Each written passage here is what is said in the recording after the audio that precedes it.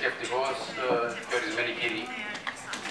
Είναι με ιδιαίτερη χαρά που το Γραφείο του Ευρωπαϊκού Κοινοβουλίου στην Κύπρο ενώνει τις δυνάμεις του με την Παγκύπρια Ομοσπονδία Γυναικείων Οργανώσεων ΠΟΓΟ και το Τμήμα Γυναικών του Ρεπουμπλικανικού Τουρκικού Κόμματος για την συνδιοργάνωση αυτής της δικοινοτικής συζήτησης που άπτεται ενός θέματος που βρίσκεται στις προτεραιότητες γενικά της Ευρωπαϊκής Ένωσης, αλλά και πιο ειδικά του Ευρωπαϊκού Κοινοβουλίου. Συνεπαγωγικά, η ισότητα των φύλων και η προάσπιση των δικαιωμάτων των γυναικών βρίσκεται διαχρονικά και στις προτεραιότητες του δικού μας γραφείου. Φέτος δε, πήραμε την πρωτοβουλία και διοργανώσαμε μια αρκετά επιτυχημένη, μπορώ να πω με υπερηφάνεια, συζήτηση εφόλησης ύλης για την ισότητα των φύλων τον περασμένο Μάρτη στην Βουλή των Αντιπροσώπων, όπου ειδικοί από χώρες πρότυπα, ειδικά σε αυτόν τον τομέα, μας παρουσίασαν τις τομές και λύσεις που οι κυβερνήσεις τους έχουν επιφέρει. Είμαι σίγουρος ότι κάποιοι από εσάς είχαν την ευκαιρία να παρευρεθούν και να παρακολουθήσουν την ημερίδα που διοργανώσαμε στη Βουλή των Αντιπροσώπων για την ισότητα των φύλων. Για όσους ωστόσο θα ήθελαν να ενημερωθούν για τα διαμειφθέντα, απλώς να πω ότι στην ιστοσελίδα του Γραφείου του Ευρωπαϊκού Κοινοβουλίου στην Κύπρο βρίσκονται αναρτημένες όλες οι ομιλίες και οι παρουσιάσεις των εμπειρογνωμόνων που προσκλήθηκαν και παρέστησαν στην ημερίδα που διοργανώσαμε.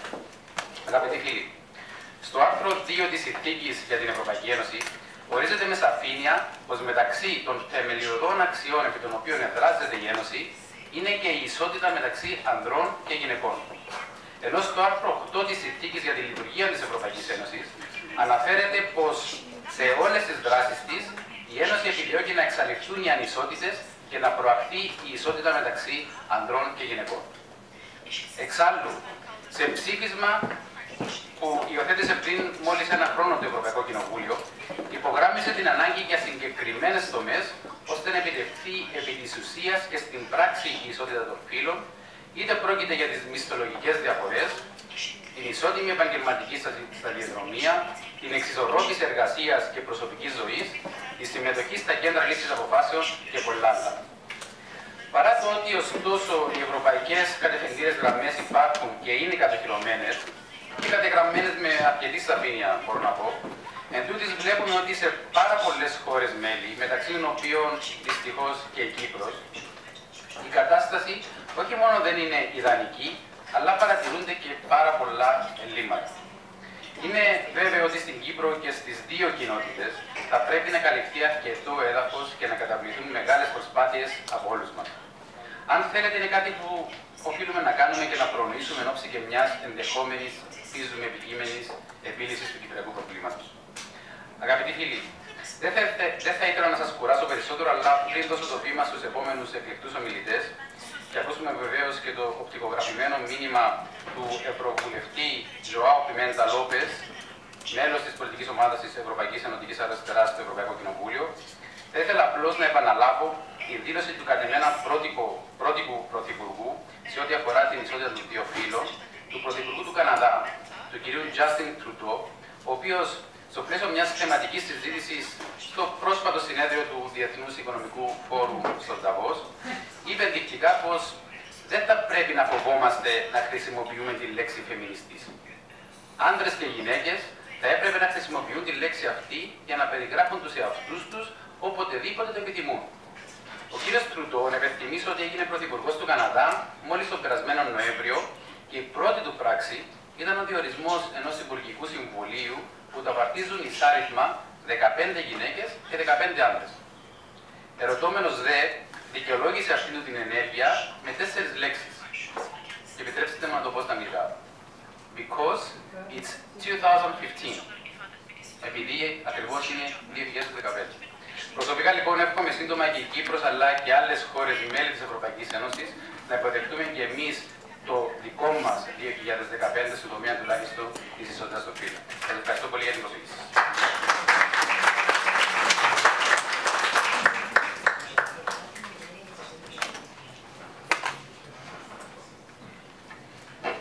Και τώρα θα ήθελα να καλέσω στο βήμα για το δικό του χαιρετισμό τον πρώην κυβερνητικό εκπρόσωπο και μέλος του πολιτικού γραφείου του ΑΚΕΡ, κ. Στέφανο Στεφάνου.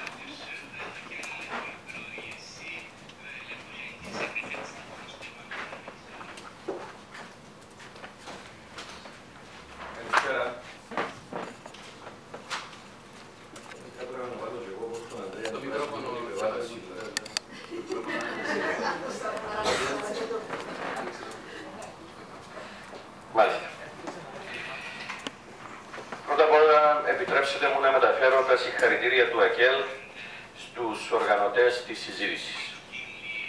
Για την ισότητα στην Κύπρο, μεταξύ των δύο φύλων, μεταξύ ανδρών και γυναικών, είναι γεγονός πως συζητήσαμε πάρα πολλές φορές. Είναι άλλωστε ένα από τα βασικά θέματα που υπόγω, μαζί με το υπόλοιπο λαϊκό κίνημα και το ΑΚΕΛ, ανακοινεί με κάθε ευκαιρία. Τούτη όμως τη φορά, στην απόψινή συζήτηση, μας παρέχεται η ευκαιρία να προσεγγίσουμε μέσα από ένα ευρύτερο φακό το θέμα της ισότητας.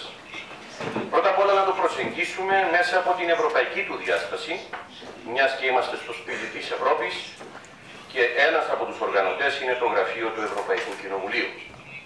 Ακολούθως, το θέμα μπορούμε να το προσεγγίσουμε μέσα από τη διακοινωτική του διάσταση, προσπαθώντας να διαπιστώσουμε τις προοπτικές που μπορεί να δημιουργήσει η επίλυση του Κυπριακού και η επανένωση του τόπου και του λαού μας, Ελληνοκυπρίων και Τουρκοκυπρίων.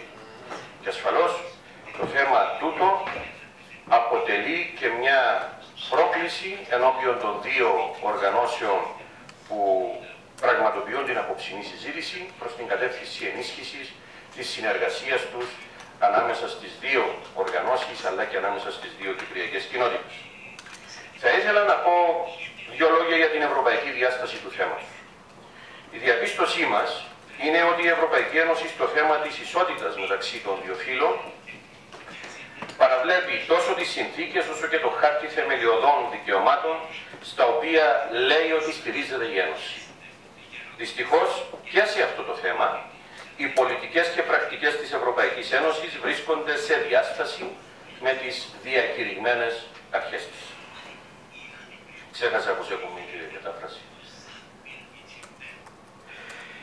Σε ό,τι αφορά στην Κύπρο, είναι γεγονός ότι στον τομέα της ισότητας έχουν επιτευχθεί και έχουν γίνει αρκετά μέσα από την παρέλευση των χρόνων. Στα βήματα πρόοδου που έχουν επιτευχθεί όλα αυτά τα χρόνια, τα αποτυπώματα των αγώνων και των διεκδικήσεων της ΠΟΓΟ, του ΑΚΕΛ και εν γέννη του λαϊκού κινήματος είναι έντονα, θα έλεγα και ανεξίτηλα. Έγινε αξιοσημείωτη πρόοδος στον τομέα της ισότητας, της μαζικής ένταξης της γυναίκας στην απασχόληση. Σημειώθηκε άνοδος του μορφωτικού επίπεδου των γυναικών και συνάμα ενίσχυση της συμμετοχής τους στο πολιτικό, οικονομικό και κοινωνικό γίγνεσθε. Ταυτόχρονα όμως πρέπει να αναγνωρίσουμε ότι παρά την επιτευθύσα πρόοδο εξακολουθούν να υπάρχουν κενά, εντοπίζονται σοβαρά ελλείμματα ισότητας, εντοπίζονται στερεότητες και αναχρονιστικές αντιλήψεις που αποτελούν εμπόδια στην παραπέρα πραγμάτωση της ισοτιμίας. Αυτά τα εμπόδια μπορούν και πρέπει να ξεπεραστούν με την υλοποίηση συγκεκριμένων πολιτικών και δράσεων. Για την εφαρμογή αυτών των πολιτικών, την πρώτη στη ευθύνη έχει το κράτος, η πολιτεία και ασφαλώς η κυβέρνηση. Η διαπίστωσή μας είναι ότι η κυβέρνηση και σε αυτό το κέριο θέμα, με τις πολιτικές λιτότητας που εφαρμόζει, σπρώχνει τα πράγματα προς τα πίσω και έχουμε δυστυχώς πισωγύρισμα. Δεν είναι τυχαίο που αναφερόμαστε στις πολιτικές λιτότητας και την αρνητική επίδρασή τους πάνω στην ισότητα. Αποτελεί αναντίλευτη διαπίστωση ότι η λιτότητα διευρύνει τις ανισότητες, τις κοινωνικές, τις οικονομικές ανισότητες και αναπόφευκτα την ανισότητα μεταξύ των δύο φύλων. Αφού η κατάσταση των σχέσεων μεταξύ των φύλων είναι μέρος των ευρύτερων κοινωνικών σχέσεων και αποτελούν ποιοτικό δείκτη του επίπεδου της κοινωνικής συνοχής. Και η κοινωνική συνοχή δυστυχώς με τις πολιτικές λιτότητας έχει θρηματιστεί. Σαν αποτέλεσμα των πολιτικών λιτότητας που εφαρμόζονται, η Κύπρος τα τελευταία χρόνια έχει καταστεί πρωταθλήτρια χώρα στην Ευρώπη στους ρυθμούς ανάπτυξης της ανισότητας, γεγονός που καταδεικνύεται από την Ευρωπαϊκή Στατιστική Υπηρεσία. Επομένως, ο αγώνας και η προσπάθεια για να ενισχυθεί η ισότητα πρώτα απ' όλα περνούν μέσα από την αντιμετώπιση και την ανατροπή των πολιτικών λιτότητας. Αυτό βέβαια οσώς δεν σημαίνει ότι εγκαταλείπονται οι εξειδικευμένες πολιτικές και δράσεις για ενίσχυση του ρόλου της γυναίκας στην κυπριακή κοινωνία και για την ενίσχυση της ισότητας μεταξύ των φύλων.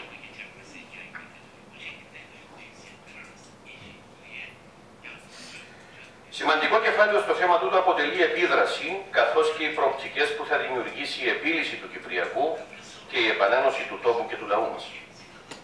Αυτό το ζήτημα, ομολογουμένως, δεν έχει διερευνηθεί επαρκώς. Θα λέγα σχεδόν καθόλου. Η σημερινή συζήτηση είναι μια πρώτης τάξης ευκαιρία να ακούσουμε σκέψεις και απόψεις. Πώς θα διαμορφωθούν τα πράγματα και τι πρέπει να γίνει στο πλαίσιο ενός επανενωμένου κράτους, έτσι ώστε η ισότητα να φτάσει σε νέα επίπεδα μέσα από την κοινή προσπάθεια Ελληνοκυπρίων και Τουρκοκυπρίων. Αυτή την προσπάθεια εντέλλονται από την ιδεολογία, την ιστορία και την παράδοσή τους να υπηρετήσουν υπόγο και το τμήμα γυναικών του Ρεπουμπλικανικού Τουρκικού Κόμματος. Ας λειτουργήσει αυτή η συζήτηση ως ένα ακόμα βήμα στην ενίσχυση της συνεργασίας των δύο οργανώσεων και των δύο κοινοτήτων. Εκφράζουμε ξανά τα συγχαρητήριά μας για την οργάνωση της απόψινής συζήτησης. Ευχόμαστε καλή δουλειά.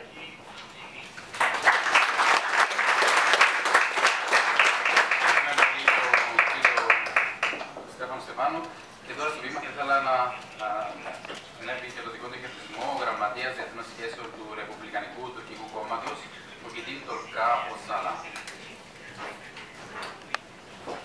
Herkese merhaba diyorum burada. Καλώς ήρθατε. Yasas. Ve bugün ilginç bir durumla karşı karşıyayım ben. Belki de ilk kez böyle bir şey. Bir toplantıda iyi bir şey durumundayız. Bu iyi bir şey. Cinsiyet bağlamında baktığımızda iyi bir şey, olumlu bir şey.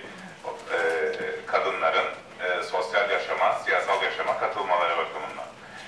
Ben bir konuşma hazırlamadım gelmeden önce. Elbette kafamda bazı şeyler var. Kısaca onları sizlerle paylaşmak istiyorum. Öncelikle CTP Kadın Örgütü'ne ve POGO'ya böylesi bir organizasyon içerisinde oldukları için teşekkür ediyorum ve kendilerini kutluyorum. Barış süreci yaşıyoruz, bir müzakere süreci yaşıyoruz ve bu müzakere sürecinde kadınların rolü sanırım biz erkeklerden daha da önemlidir.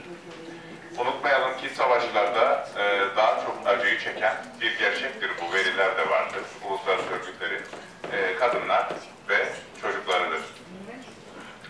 Ve kadın bakış açısıyla da barışa ulaşmak bana göre daha kolaydır. Baktığımız zaman Kıbrıs'ta kadının rolüne ilginçtir ki dünyaya kıyasla çok genç kadınlar hak ettikleri hakları ve toplum içerisindeki sosyal statülerini kazanmışlardır. Öyle ki ilk kez kadınlar mesela Kıbrıs Türk toplumunda 1924 yılında yüksek öğrenim görme şansını bulmuşlardır Kıbrıs Türk toplumunda. 1960 yılında ilk kez kadınlar seçme ve seçilme hakkına sahip olmuşlardır Kıbrıs Cumhuriyeti'nin kurulmasıyla birlikte. Kıbrıs Türk toplumuna baktığımızda kadınların haklarının 1970'li yılların sonunda yavaş yavaş çalışma yaşamında yer bulmaya başladığını görmekteyiz. Ancak bu da hukuksal anlamda olmuştur. Pratik anlamda hala da kadınların erkekler kadar ücret alamadığını gözlemlemekteyiz. Bu sadece Kıbrıs'ta değil, dünyada da öyle. Dünyada kadın haklarının en ileri düzeyde olduğu ülkeler, Finlandiya, İsveç, Norveç bu gibi ülkelerde dahi hala da kadınlar yaklaşık olarak erkeklerin çalıştıkları rakamların %20 altında ücretler almaktadır. Bu da dünyada bu sorunun pratik anlamda, yasal anlamda belki çok ilerlemeler olmuştur. Çözüldü de diyebileceğimiz bir noktaya gelmiştir. Öyle ki Birleşmiş Milletler'in 1325 sayılı Güvenlik Konseyi'nin 1325 sayılı kararı da oradadır 2000 yılında alınan. Bu karar çerçevesinde dediğimiz gibi tüm dünyada ilerlemeler hukuksal zeminde sağlanmıştır. Sizler daha iyi bilirsiniz. Ancak pratik anlamda ilerlemelerin olmadığını görmekteyiz. Bana mutluluk veren şudur ki siyasal partiler içerisinde kadın kotası bağlamında en ileri düzeyde çalışmalar yapan bir siyasal parti mensubuyum. Bu bağlamda kadınlarımız da gayet aktiftirler ve daha da aktif olmalarını istiyorum. Sadece parti organlarında değil, ileriki günlerde umarım Kıbrıs Türk toplumu içerisinde ilk başbakanı çıkaran siyasal bir partiyiz kadın olarak. Aynı zamanda bir belediye başkanı, bununla birlikte belediye meclis üyelerinin çoğunlukta olduğu bir belediye meclisi ki şu anda aramızda o belediye meclis üyeleri var veya daha önce yapmış olanlar vardı aynı şekilde. Bu bakımdan gurur duyuyorum ben kadınlarımızla bir siyasi parti olarak. Söyleyecek çok şey var. Ancak şununla sonlandırmak isterim. AKEL ve CTP Kıbrıs'ta bildiğiniz gibi siyasal yaşamda en önemli çalışmaları en zor zamanda yapmış iki siyasal parti. Aynı şekilde CTP Kadın Örgütü ve POGO'da bu bağlamda kitlesel güç anlamında en güçlü iki kadın örgütüdür. Ve bu iki kadın örgütünün özellikle bu yıl yapacağı çalışmaların çok büyük önemi vardır. Çünkü müzakere süreci, konuşmamın başında da belirttim, devam ediyor. Bu müzakere sürecine katkılarınızı devam etmesini istiyoruz. İlk kez müzakere sürecinde toplumsal cinsiyet eşitliğine dair bir de komite kuruldu. Bu bağlamda sizin yapacağınız çalışmalar daha manidar olacaktır diye düşünüyorum ve güzel bir etkinlik olmasını diliyorum. Çok teşekkürler.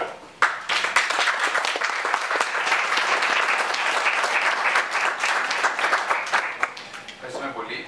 Στη συνέχεια θα παρακολουθήσουμε μια ουσιαστική παρέμβαση του Αντιπροέδρου της Επιτροπής Δικαιωμάτων των Γυναικών και Ισότητας, γνωστής ως ΠΑΜ του Ευρωπαϊκού Κοινοβουλίου, του μέλους του Ευρωπαϊκού Κοινοβουλίου, κ. Ζωάο Πιμέντα Λόπες. Ο κ. Λόπες είναι ευρωβουλευτής από την Πορτογαλία και μέλος της πολιτικής ομάδας της Ευρωπαϊκής Ενωτικής Αριστεράς. Hello, comrades and friends. I would like first to greet the two organizations that have put forth this initiative, POGO and CTP's Women's Department, and of course the invitation and the opportunity to share the view of the Portuguese Communist Party on the matter. I have prepared a small statement so that everything is as clear as possible that I would now read. One cannot talk about inequalities between women and men without talking about social inequalities. And one cannot talk about social inequalities without talking about the impoverishing neoliberal policies. The gap between the richest and the poorest is widening in Europe, with a severe imbalance in the distribution of wealth. Today, the available income of the 20% most rich in the population is 6 times higher than the available income of the 20% poorer. The increasing risk of poverty is closely and directly linked to the destruction of significant social functions performed by the state, as seen, for example, in the destruction of public social security systems in a number of member states, along with cuts in the key social benefits, family allowances, unemployment benefits, sickness benefits, and minimum social integration income, which affect the entire population but have a particular impact on women, particularly those with dependent families. In Portugal, over the 4 past years, over 1 million children lost their family allowances. 3 million people are at risk of poverty. According to recent data, in December 2015, 123 million citizens in the EU28 area, about 25% of the population, were at risk of poverty or social exclusion. We know that women are particularly affected by the risk of poverty in the EU28 area. In 2014, 46.6% were at risk of poverty and social exclusion before social transfers, and 17.7% were at risk of poverty or social exclusions after social transfers. Nowadays, 38.9% of the population and 48.6% of single women in 1828 are not in a position to cope with unexpected expenses. The same reality for single-parent families, especially families headed by single mothers, who account for 66.6% of single-parent households in the Union. Poverty has also a strong impact on children, and the effects can last an entire lifetime and continue across future generations. The educational gap between children from different socioeconomic backgrounds has increased in 11 countries. The provision of early childhood education and care to children between the ages of 0 to 3 reaches no more than 15% of coverage. And this is directly linked to the policies in this area, reducing the public funding and working through privatization of education. The EU policies have promoted the privatization and destruction of the network of public services and infrastructure providing care for children, the elderly and the sick, and the supply of these high-quality and free public services is now reduced or non-existent. Women often take the responsibility for the care of elderly or ill family members, as well as for children.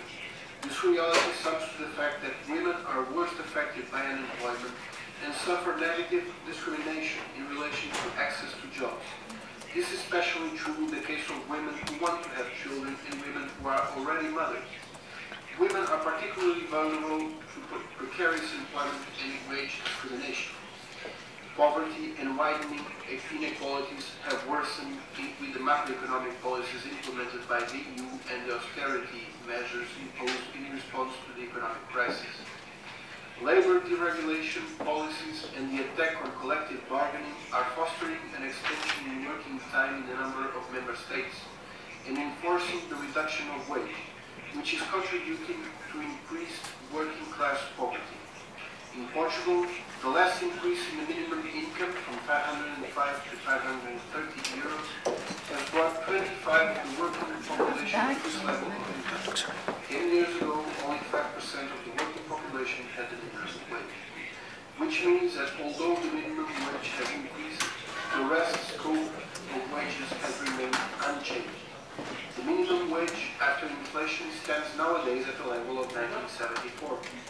These policies are promoting and encouraging precarious employment and the downgrading of the value of work, which has a particular impact on young people and working women, who are obliged to accept jobs with increasingly precarious conditions, often without any social protection. The pension gap between men and women averages 40% and has its origins in wage discrimination in access to employment, precarious employment, and low wages, which combined stand for an increasing obstacle to women's economic independence and is one of the reasons why women find themselves falling below the poverty line as they grow older. We know that living at risk of poverty results in social exclusion and limited access to primary healthcare services, education, decent housing, culture and public transport, as well as malnourishment and material deprivation. Women have been hit hardest by the crisis and the austerity measures imposed on a number of countries, which has increased their vulnerability both collectively and individually, exposing them to more serious exploitation and leading to poverty and marginalization, which has also helped to fuel trafficking in women and prostitution. There is an existing and increasing attempt to greenwash the neoliberal policies enforcing the so-called social pillar of the EU. This is being brought through the Europe 2020 strategy and the European semester, for instance.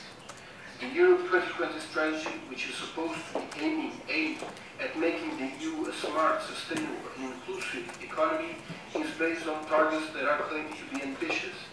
In practice, the Europe 2020 strategy has meant unprecedented attacks on wages and social rights through direct wage cuts, labor deregulation, the spread of precarious employment, and an increase in retirement age, and the abolition of restrictions on the movement of labor in the EU, and has also meant an attack on public services and the destruction of the manufacturing base in the most weakened economies. The same is valid for the European semester, which imposes the economic governance policies to the member states and controls, at the site of sanctions, the budgetary policies of each state. This is why the struggle of the left, the struggle of women, men, the struggle of the unions and of the people must be focused in rejecting the austerity policies that have been imposed in the EU economic governance policies, which have been a decisive factor in the exponential increase in poverty, particularly among women.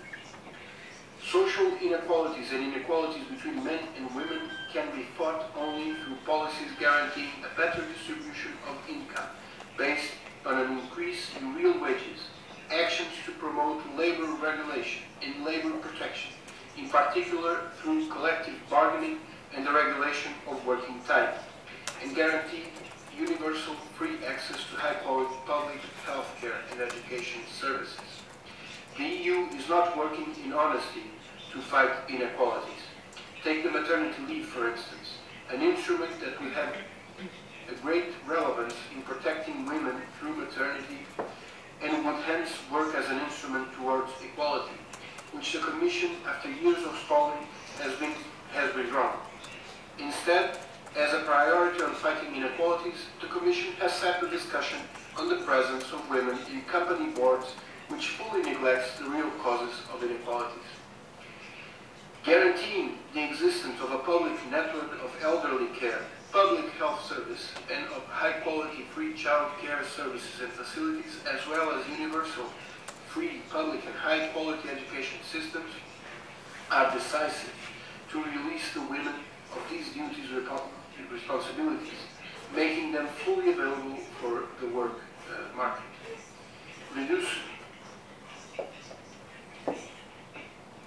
I have just spoken too much now, sorry.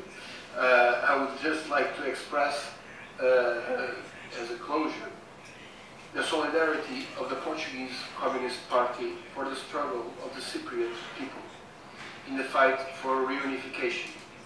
We are sure that the common struggles that are fought from the Greek and Turkish Cypriots will take a relevant role not only in the process of reunification but also in the firm defense of the sovereignty of Cyprus and the rights of its people to decide on their future.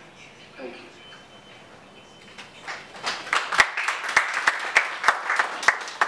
Ευχαριστούμε πολύ τον Ευρωβουλευτή. Ο λόγος τώρα στην Γενική Γραμματέα της ΠΟΓΟ, την κυρία Σκέλου Κουμάκη, την δική της ομιλία. Παρακαλώ.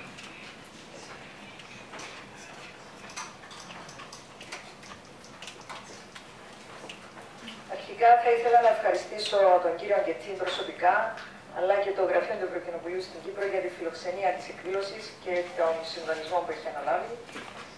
Να ευχαριστήσω τον σύντροφο Στέφανο Στεφάνου για τον χαιρετισμό του από μέρους του Πολιτικού Γραφείου του ΑΚΕΛ και τον σύντροφο Μουχιτίν τον Καν Οζαλά, Γραμματέα Διεθνών Σχέσεων του Ρεπουμπλικανικού Τουρκικού Κόμματος. Είναι αλήθεια ότι η σημερινή γυναίκα ζει καλύτερα από ό,τι ζούσαν η μητέρα και η γιαγιά της. Πραγματικά η γυναίκα έχει βγει από το σπίτι, έχει ενταχθεί στην εργασία, σε μερικές περιπτώσεις αποτελεί τη μόνη πηγή εσόδων στην οικογένεια, συμμετέχει τυπικά ισότιμα στις εκλογές, μπορεί να πάρει διαζύγιο χωρίς να φοβάται τον εξωστρακισμό από την κοινωνία. Όλα αυτά είναι αναμφίβολα σημαντικά βήματα. Θα ήταν λάθος όμως να δημιουργηθεί η εικόνα ότι η γυναίκα έχει πάρει τη θέση που της αξίζει, ότι η υπόθεση της ισότητας των φύλων προχωρά πρόσκοπτα. Η αλήθεια είναι ότι η ισοτιμία των δύο φύλων παραμένει όραμα και όχι πραγματικότητα. Σήμερα μπορεί η γυναίκα να έχει ενταχθεί στην εργασία, αλλά αυτό έχει γίνει με τους όρους μιας σκληρής και απάνθρωπης εκμετάλλευσης. Η εργαζόμενη γυναίκα τη χάνει εκμετάλλευση στα μεγάλα καταστήματα του λιανικού εμπορίου, όπου εργάζεται 10 και 12 ώρες για ένα μισθό, ίσα που φτάνει για την επιβίωση της ίδιας και της οικογένειας της. Υπό τη δαμόκλειο σπάθη της απόλυσης δεν μπορεί ελεύθερα να συνδικαλιστεί. Ακόμα και η εγκυμοσύνη της και η καταβολή άδειας μητρότητας αντικρίζεται όχι λίγες φορές από τον εργοδοσία ως εμπόδιο και ως απώλεια κερδών. Το γεγονός ότι η γυναίκα μπορεί να φτιάξει οικογένεια, να κάνει παιδιά και παράλληλα να εργάζεται αποτελεί την μισή αλήθεια. Η άλλη μισή αλήθεια είναι ότι για να το πράξει αυτό η γυναίκα θα πρέπει να υπερβεί τον εαυτόν της 2 φορές περισσότερο από τον άντρα.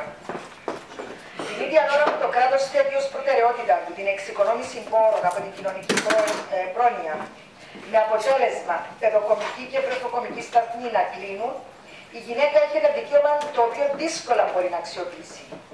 Είναι και αυτός ένας λόγος που η γυναίκα εμφανίζεται να εργάζεται σε δουλειές με μερική απασχόληση και ευέλικτα ωράρια. Σύμφωνα με την Eurostat, στην Ευρωπαϊκή Ένωση κατά το 2014, το 32,2% των γυναικών που εργάζονταν ήταν με όρους μερικής απασχόλησης, σε σύγκριση με 8,8% για τους άντρες. Ακόμη όμως και αν καταφέρει όλα αυτά, εάν ξεπεράσει τις δυσκολίες να συνδυάσει οικογενειακές υποχρεώσεις και επαγγελματική ζωή, ακόμη και αν καταφέρει να υπερπηδήσει τα εμπόδια αυτά, βρίσκεται ενώπιον της σκληρής πραγματικότητας που αφορά το μισθολογικό χάσμα. Στην Κύπρο, με βάση στοιχεία του 2013, πριν ακόμη η οικονομική ύφεση κορυφωθεί, το μισθολογικό χάσμα έφτανε στο 15,8%. Για ίσης αξίας εργασία, ενώ ο άντρας αμοιβόταν με 100 ευρώ, η γυναίκα αμοιβόταν με 84,2 ευρώ. Τη στιγμή μάλιστα όπου οι γυναίκες υπερέχουν αριθμητικά στις μετρήσεις για την ολοκλήρωση της τριτοβάθμιας εκπαίδευσης. Ακόμη και αν έχουμε ξεπεράσει τις μεσαιωνικές αντιλήψεις που υποχρέωναν τη γυναίκα να παραμένει σε ένα γάμο, ακόμα και αν η καθημερινότητα της περιλάμβανε κάθε είδους κακοποίηση, η σημερινή κατάσταση δεν μπορεί να μας αφήνει ικανοποιημένους. Η Κύπρος, παρά το γεγονός ότι έχει υπογράψει τη Σύμβαση του Συμβουλίου της Ευρώπης για την πρόληψη και καταπολέμηση της βίας κατά των γυναικών και της ενδοοικογενειακής βίας, αλλά από εκείνο το σημείο και μετά δεν υπάρχει καμιά ένδειξη για τη βούληση της κυβέρνησης να κυρώσει σε νόμο τη συγκεκριμένη σύμβαση.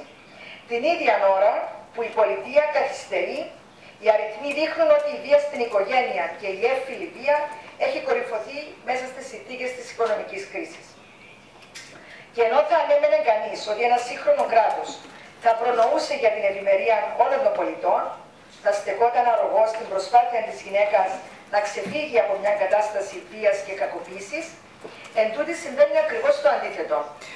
Η νομική αρρωγή, η δωρεάν δηλαδή νομική βοήθεια του κράτους προς τις γυναίκες που θέλουν να προχωρήσουν στην έκδοση διαζυγίου, συνεχώς συρρυκνώνεται. Το αποτέλεσμα είναι να βρίσκονται οι γυναίκες στο εξής δίλημμα: να συνεχίσουν να ζουν στη βία για εκείνες και τα παιδιά τους, ή να αποφασίσουν να φύγουν αλλά να μείνουν οικονομικά εκτεθειμένες, εφόσον δεν θα δικαιούνται ούτε το επίδομα μονογονιού ούτε το επίδομα τέκνου, ενώ θα περάσουν μια τεράστια ταλαιπωρία μέχρι να καταφέρουν να πάρουν τα ψίχουλα του ελάχιστου εγγυημένου εισοδήματος.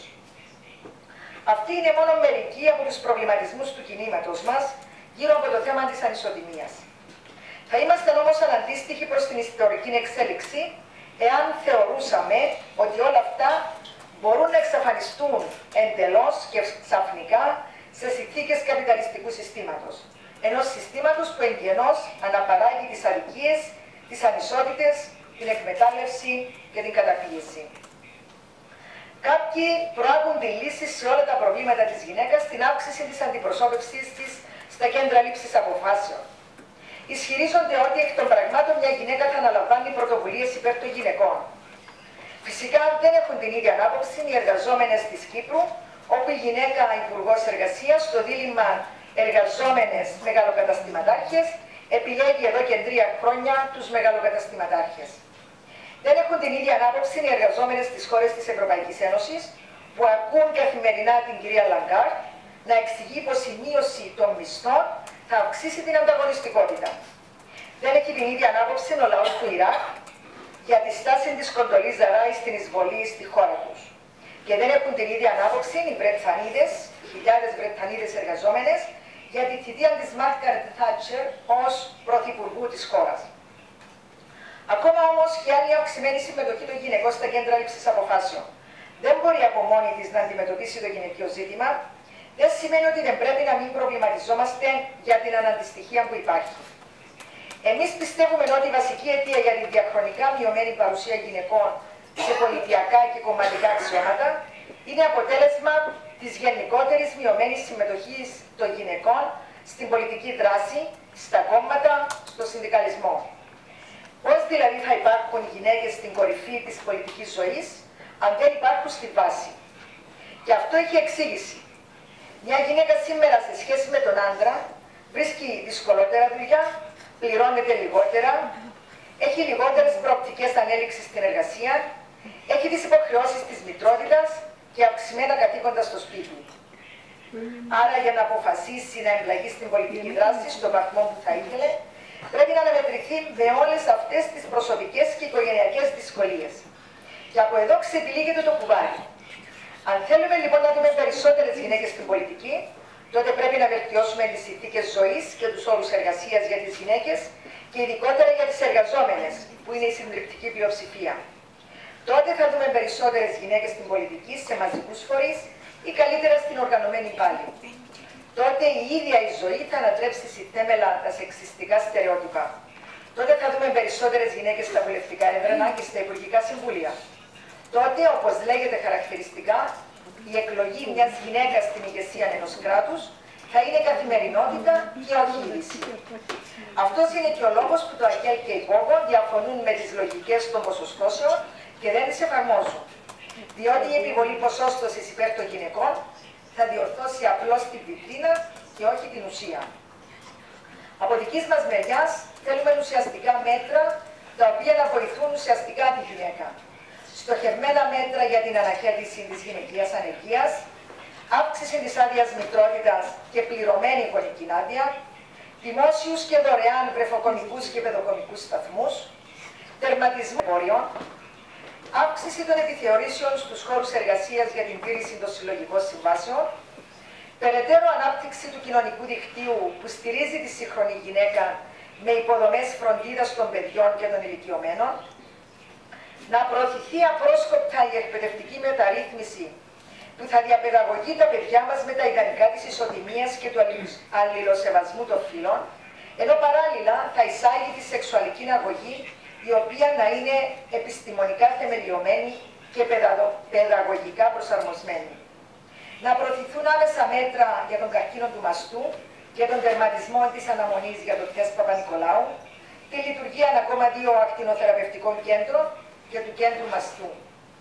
Να κυρωθεί άμεσα η σύμβαση της Κωνσταντινούπολης για την καταπολέμηση της βίας κατά των γυναικών και να εκπονηθεί σίγουρα ακόμα έναν εθνικό σχέδιο δράσης και να υλοποιείται ως πρέπει. Ξέχασα προηγουμένως να προσφωνήσω την εκπρόσωπο από το γραφείο της Επιτρόπου Ισότητας των Φύλων. Ας έχουμε κατά νου ότι το ζήτημα της βίας κατά των γυναικών είναι η πιο αποκρουστική αλλά και η πιο διαδεδομένη μορφή καταπίεσης σε βάρος της γυναίκας. Τεράστια σημασία είναι επίσης η κατοχύρωση των σεξουαλικών και αναπαραγωγικών δικαιωμάτων της γυναίκας. Γι' αυτό και η ΠΟΚΟ και το ΑΚΕΛ πρωτοστατήσαμε στην κατάθεση νόμου για τον εξυγχρονισμό της νομοθεσίας για τις αμβλώσεις. Αγαπητές φίλες και φίλοι, είναι γνωστό ότι οι γυναίκες της Κύπρου βιώσαμε στο πετσί μας την τραγωδία του κυπριακού λαού. Η γυναίκα της Κύπρου υπέστη βιασμούς και ταπεινώσεις, όπως σε κάθε άλλη στρατιωτική σύραξη, που η σεξουαλική βία γίνεται όπλο και εργαλείο πολέμου. Ταυτόχρονα η γυναίκα της Κύπρου έκλεψε τον άντρα της, τον αδερφόν της, το παιδί της, που χάθηκαν στα αιματοκυλίσματα που οργάνωσε ο ιμπεριαλισμός και εκτέλεσε ο εθνικισμός σε βάρος της πατρίδας μας. Οι χιλιάδες γυναίκες, που ντυμένες στα μαύρα και εξεριζωμένες από τα σπίτια τους, σήκωσαν μόνες τους τα βάρη της οικογένειας, έγιναν η προσωποποίηση του κυπριακού δράματος. Είναι οι ίδιες που κράτησαν στην καρδιά τους τις φωτογραφίες των αγνοωμένων και κράτησαν αναμένα τα καντήλια στους τάφους. Όμως οι γυναίκες δεν ήταν απλά παρούσες στα δράματα της κυπριακής ιστορίας. Οι γυναίκες της Κύπρου είχαν το δικό τους μερτικό στους αγώνες και στην πάλη για το ψωμί και τη λευτεριά. Είμαστε εμείς, Ελληνοκύπριες και Τουρκοκύπριες, που συμμετείχαμε στις μεγάλες απεργίες του 1938 και 1939 στα νηματουργία. Είμαστε εμείς που αγωνιστήκαμε με το τέλος του Δευτέρου Παγκοσμίου Πολέμου για την αποστράτευση και την επιστροφή χιλιάδων Κυπρίων εθελοντών που πολέμησαν τον φασισμό. Είμαστε εμείς οι οποίες το 1945 αποτελέσαμε την κύρια δύναμη των απεργιακών αγώνων στα ποινικοποιεία. Και είμαστε εμείς, οι Ελληνοκύπριες και οι Τουρκοκύπριες, οι οποίες συμμετείχαμε αποφασιστικά στις μεγάλες απεργίες των μεταλλορύχων το 1948.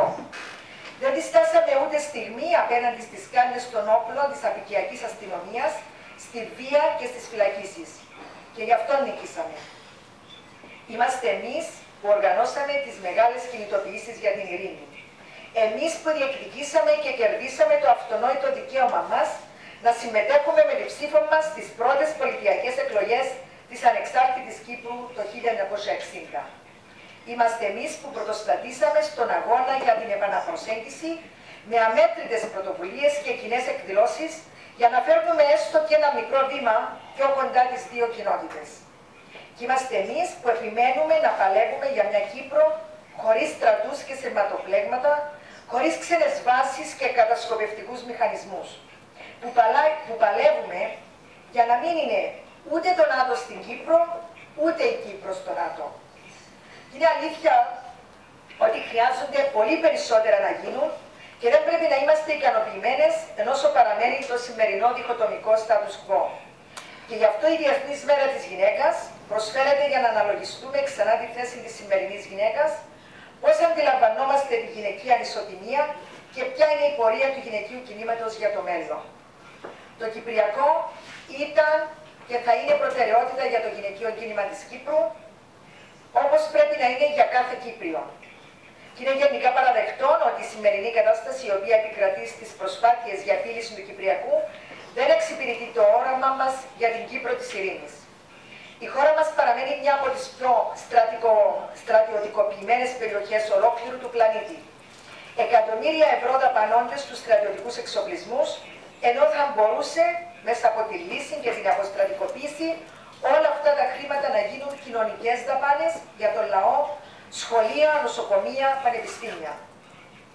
Ταυτόχρονα εμείς ως ΑΚΕΛ αντιπαλεύουμε και αυτούς που στις δύο κοινότητες είτε σηκώνουν τα λάβαρα του εθνικισμού, είτε μιλούν για εγκατάλειψη της λύσης ομοσπονδίας όσον αφορά τη συνταγματική πτυχή του Κυπριακού. Ούτε η επιστροφή στο ενιαίο κράτος του 1960, ούτε η χαλαρή ομοσπονδία ή η συνομοσπονδία είναι εφικτές ή αποδεκτές λύσεις. Το σημείο στο οποίο πρέπει και μπορούμε να συναντηθούμε όλες οι δυνάμεις που θέλουν την ειρήνη και την επανένωση είναι η λύση της διζωνικής δικοινοτικής ομοσπονδίας με μια κυριαρχία, μια διεθνή προσωπικότητα και μια ηθαγένεια και με πολιτική ισότητα όπως αυτή καθορίζεται στα σχετικά ψηφίσματα του Συμβουλίου Ασφαλείας των Ηνωμένων Εθνών. Για όσους και όσες πιστεύουμε στην επανενωμένη και ελεύθερη Κύπρο, στον κόσμο της κοινωνικής ισότητας και της ισότητας των φύλων, δεν έχουμε την πολυτέλεια να απογοητευόμαστε ή να κουραζόμαστε από τις δυσκολίες.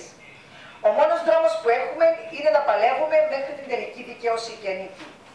Οι γυναίκες πρέπει να είναι παρούσες και μαχητικές για περισσότερους λόγους.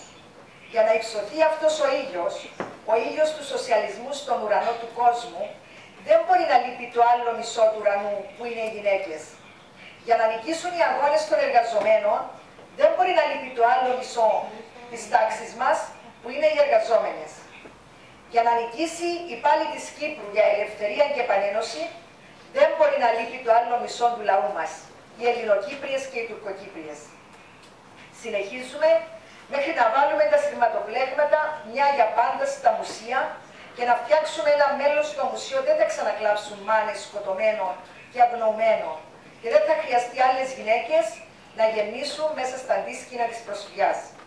Ένα μέλλον όπου οι Ελληνοκύπριες και οι Τουρκοκύπριες θα ξαναζυμώνουν μαζί το ψωμί της ζωής, όχι με τα δάκρυα και το αίμα της τραγωδίας, αλλά με το γέλιο, τη χαρά και τον τίμιο ιδρώτα του λαού μας. Ένα μέλλον της Κύπρου, όπου η πατρίδα μας θα ξαναγίνει ελεύθερη και ειρηνική και τούτη η γη θα είναι μάνα για όλα τα παιδιά του κυπριακού λαού. Ένα μέλλον που αφέντης τούτης της γης δεν θα είναι οι ξένοι δανειστές, οι ξένοι κατακτητές, οι ξένοι προστάτες, αλλά ο λαός της. Ο λαός που την πότισε με το αίμα του και την ποτίζει με τον ιδρώτα του. Σας ευχαριστώ.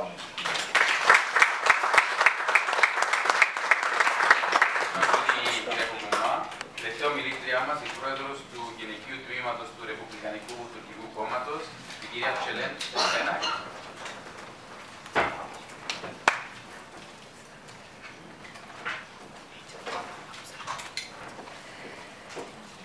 Kıbrıs'ımızın birleşme mücadelesinde mihenk taşları olan, yüreği Kıbrıs sevgisiyle atan değerli Kıbrıslı kadınlar, hepiniz hoş geldiniz. Yüzyıllardır yerleşmiş ataerkil toplum yapısı ve ataerkil bilinç düzeyleriyle verilen mücadelede biz kadınlar hep birbirimize destek olduk ve olmaya da devam edeceğiz. Toplumsal cinsiyet eşitliği biz sol partilerin ve bu partilerde görev yapan biz kadın yöneticilerin birinci önceliği olmalıdır. Elbette bu konuda yıllardır yürüttüğümüz çalışmalar artık meyvelerini vermeye başlasa da daha yürümemiz gereken çok yol, kat etmemiz gereken mesafeler vardır. Cumhuriyetçi Türk Partisi toplumsal cinsiyet eşitliğine duyarlı bir sol parti olarak yıllardır %30 cinsiyet kotası uygulamaktadır. %30 cinsiyet kotası partinin tüm yetkili organlarında milletvekilliği, belediye meclis üyeliği seçimlerinde uygulanmaktadır. Cumhuriyetçi Türk Partisi sadece kendi içinde değil, halkımız için demokratik, eşitlikçi ve çağdaş bir gelecek yaratmak adına toplumsal cinsiyet eşitliğini siyasetin her alanına yaymak göreviyle meclisimizde siyasal partiler yasasını değiştirerek tüm siyasi partiler için %30 cinsiyet kotası getirmiştir. Gerekli tüm yasal düzenlemelerin yapılması toplumdaki cinsiyet eşitsizliğini kaldırmakta yeterli değildir. Elbette ki gerekli, ancak tek başına yeterli değildir. Toplumdaki eşitlik anlayışı değişmeli, kadına yüklenen toplumsal bakış değişmelidir. Toplumsal olarak cinsiyet eşitliğinin hayatımızın her alanına yerleşmesi için gerekli ve önemli noktalar vardır.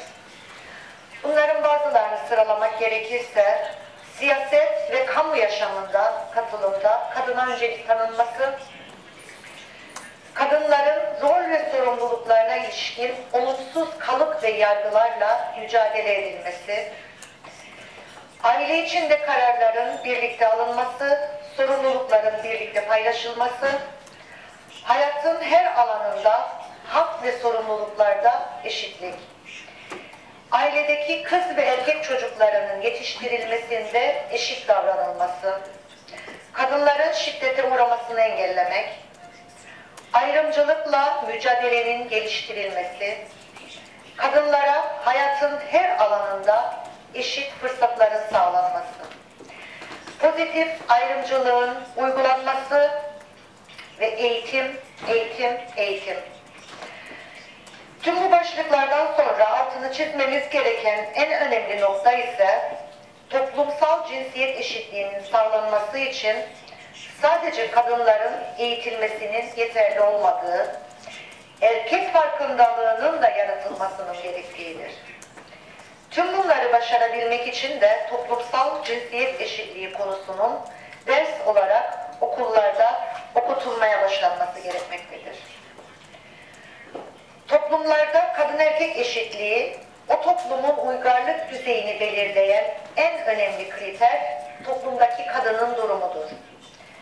Ülkemiz kadınlarının önlerine çıkan engelleri kaldırmak, kadınlara eşit birey olarak toplumda hak ettikleri yeri almalarını sağlamak bizlerin öncelikli görevimizdir. 2014 verilerine göre aynı araştırma özel sektörde kadın emeğinin %70 olduğunu belirtiyor. Ayrıca hizmet sektöründeki kadınlar ise %87.3'ü kapsamaktadır. Ücret karşılığı çalışan kadının aynı zamanda 2 işverenli, 2 mesaili, 4-5 vardiyalı ağır bir işçi olduğu gerçeğinin de altını çizmek gerekir. 2016 verilerine göre kamu sektöründeki kadın oranı %45.5'tir. Memurlar arasında %51, öğretmenler arasında %67.3 kadın olması dikkat çekiyor. Bu verilere ek olarak öğretmenler arasındaki yönetici kadın oranı sadece %45'tir. Hatta öğretmenlerin bağlı bulunduğu 2 sendikanın birinde %25, diğerinde ise %40 kadın yönetici bulunmaktadır. Ülkemiz konsolos ve temsilcilik sayısı 24 iken, konsolos ve temsilci kadın sayısı ise sadece 4'tür. 5 üniversitemizde toplam 44 dekan varken bunların sadece 10 tanesi kadındır. Ülkemizdeki 15 yaş üstü nüfusun %64'ü iş gücü dışındadır. İş gücü dışında kalan kadınların neler yaptığına veya neden iş gücü dışında olduklarına bakarsak %32 kadın ev işleriyle uğraşırken %10'u emekli, %8'i kişisel veya ailevi nedenlerle iş gücü dışında, %17'sinin de eğitimine devam ettiğini görüyoruz. Uluslararası araştırmalar, kadınların iş gücüne katılımı ile yoksulluğun azaldığı, gayri safi milli hasılanın da arttığını ortaya koymuştur.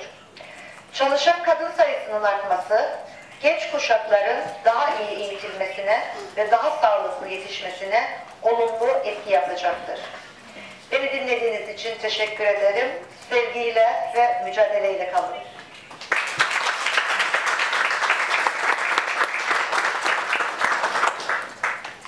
Ευχαριστούμε πολύ για την τελευταία ομιλία μας και τώρα είναι η ώρα για τις δικές σας παρεμβάσεις, τις δικές σας ερωτήσεις. Βεβαίως, η ποια θα ήθελα να πάρει πρώτη το λόγο. Παρακαλώ, Γιάννη. Θα έχει ένα μικρόφωνο που μπορείτε να το πείτε. Σας παρακαλώ μόνο να λέτε το όνομά σας και να μιλάτε λίγο αργά για να μπορούν και οι διερμηνείς μας να ερμηνεύουν στην αγγλική ή ελληνική. Είμαι η Άντρη Δημητρίου, είμαι συνδικαλίστρια στην ΠΕΟ. Ήθελα πρώτα να συγχαρώ τους διοργανωτές και το Σπίτι της Ευρωπαϊκής Ένωσης, την ΠΟΓΟ και τη γυναική οργάνωση του ΤΣΕΤΕΠ και να απευθύνω αδελφικό, συντροφικό χαιρετισμό σε όλες τις φίλες και συντρόφισσες Τουρκοκύπριες που είναι εδώ σήμερα μαζί μας. Ως γυναίκες της αριστεράς, οραματιζόμαστε μια επανενωμένη ελληνική Κύπρο.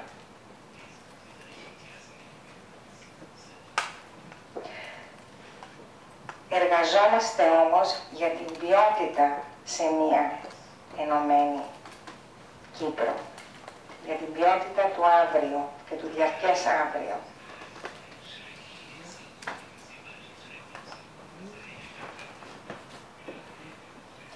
Και αυτή η ποιότητα δεν μπορεί να υπάρξει χωρίς και την ισότητα μεταξύ των δύο φύλων.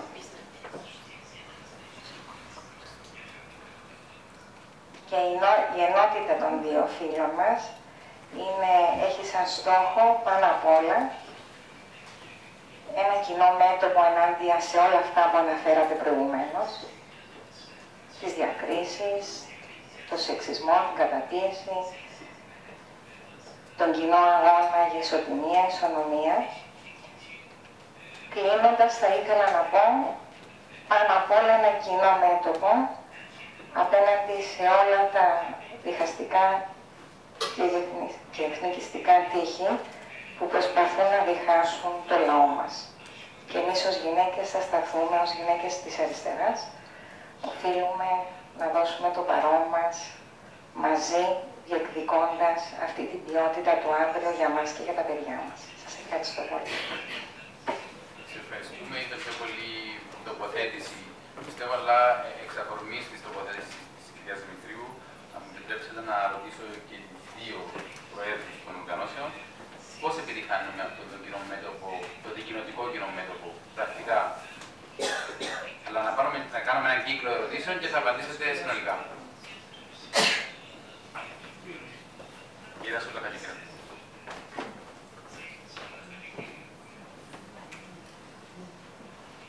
Και εγώ θα ήθελα να ευχαριστήσω τους διοργανωτές, αλλά ας μην μείνουμε σε αυτό. Να πω απλώς ότι η ισότητα πρέπει να είναι κατοχυρωμένη στο νέο σύνταγμα της Νέας Κύπρου που θα δημιουργηθεί. Και προς αυτόν τον σκοπό υπάρχει ήδη η Τεχνική Επιτροπή Ισότητας των Φύλων, της οποίας είμαι μέλος και χαίρομαι γι' αυτό. Είναι δικοινοτική ομάδα και εργάζεται για να το πετύχουμε. Και πιστεύω θα γίνουν πολλά. Και το νέο σύνταγμα θα κατοχυρώνει αυτή την ισότητα, θα είναι δηλαδή κάτι το δεδομένο πλέον, νομικά κατοχυρωμένο, και με αυτόν τον τρόπο νομίζω θα βοηθηθεί η όλη η κατάσταση για να αλλάξει η νοοτροπία, γιατί βασικά είναι και μέσα στα κεφάλια μας που πρέπει να αλλάξει η όλη αντίληψη που έχουμε για τα δύο φύλλα. Ευχαριστώ. Αυτό είναι ένας δημόσιος διάλογος.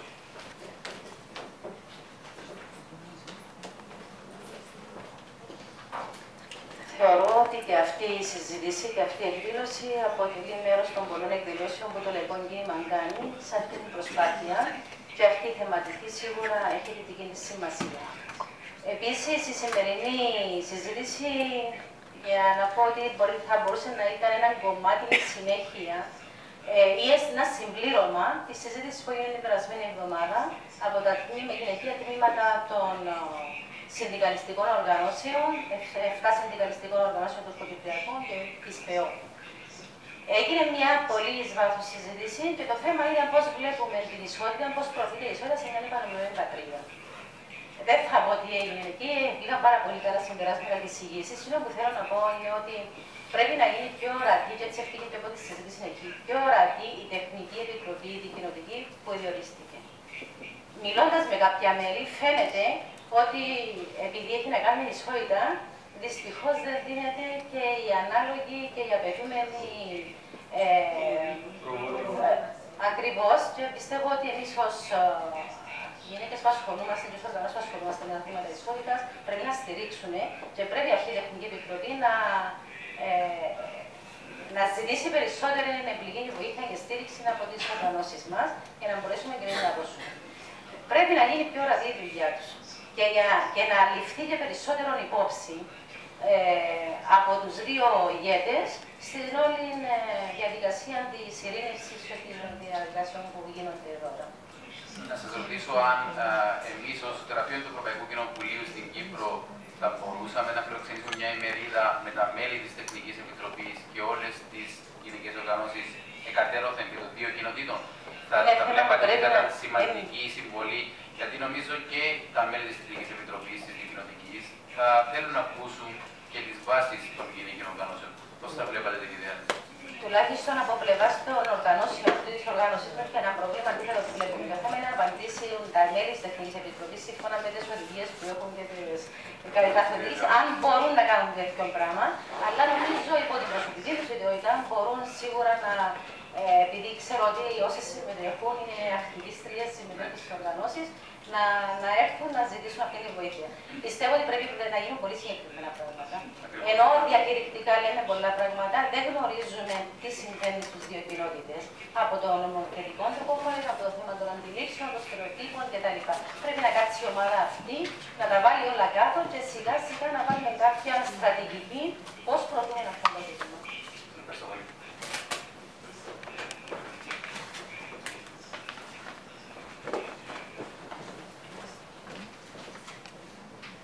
Γεια σας και από μένα, Ζαχαρούλα Μαλά λέγομαι. Έχω μια ερώτηση για την κυρία Κουκουμά και μια απορία. Λοιπόν, η ερώτηση είναι πόσες γυναίκες υποψήφιες υπάρχουν τώρα αυτή την περίοδο στο κόμμα ΝΑΚΕΡ, και η απορία μου είναι, ενώ είμαι καθηγήτρια στα ΕΔΠΕ,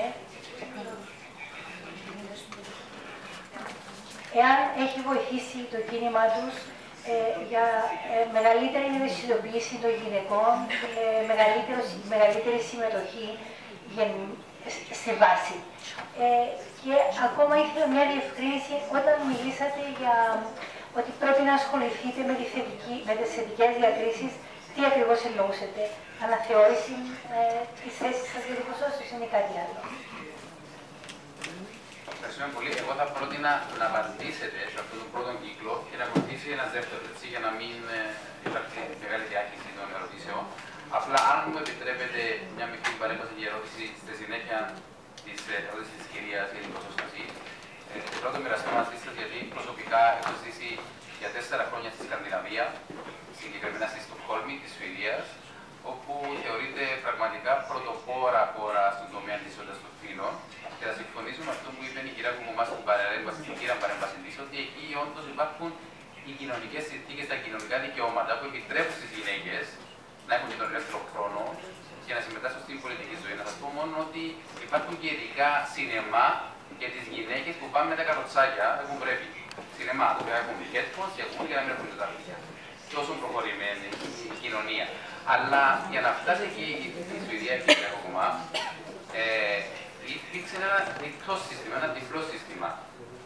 Κοινωνικά δικαιώματα μεν, αλλά αυτά τα κοινωνικά δικαιώματα γιγαντώθηκαν μέσα από την ποσόστοση που επέτρεψε στις γυναίκες που ανέλαβαν πολιτικά αξιώματα να προωθήσουν και να ενδυναμώσουν αυτά τα δικαιώματα. Επομένως, ίσως έχει δίκιο η κυρία Μάρα ότι μπορεί να χρειαστεί να βάλετε λίγο νερό στο κρασί για το θέμα των ποσοστώσεων. Παρακαλώ. Το θέμα της ποσόστοσης είναι ένα μεγάλο θέμα. Όσο και αν το ψάξαμε, στις αναλύσεις μας καταλήγουμε ότι τελικά δεν βοηθούν. Παρόλο που έχουμε μαζί μας την Βαλεντίνα τη Λοϊζίδου πίσω, η οποία ανέλαβε, είναι επαρχιακή γραμματέας της Πόγο Λεμεσού, αλλά ανέλαβε εκ μέρους της Πόγο να κάνει μια μελέτη, έρευνα, την οποία μετά τις εκλογές, για να μην τα πιέσουμε άλλο τα πράγματα, θα κάνουμε μια ανοιχτή συζήτηση για να ακούσουμε ακριβώς και η ίδια που έχει καταλήξει. Οι δικές μας οι θέσεις όμως, που εδράζονται. Και νομίζω ότι το παράδειγμα που είχαμε πριν 2 εβδομάδες στην Κύπρο, με την περίπτωση του Δημοκρατικού Συναγερμού και το πώς αντιμετωπίστηκαν οι γυναίκες που ήταν μέλη του πολιτικού γραφείου στις απόψεις τους, και να το κάνω λίγο πιο καθαρό για να μπορέσουν και οι φίλες τουρκοκύπριες να το καταλάβουν. Πριν 2 εβδομάδες, όταν ο Δημοκρατικός Συναγερμός, που έχει την ποσόστοση στα σώματα των αποφάσεων του, συζητούσε για να καταρτήσει το ψηφοδέλτιο,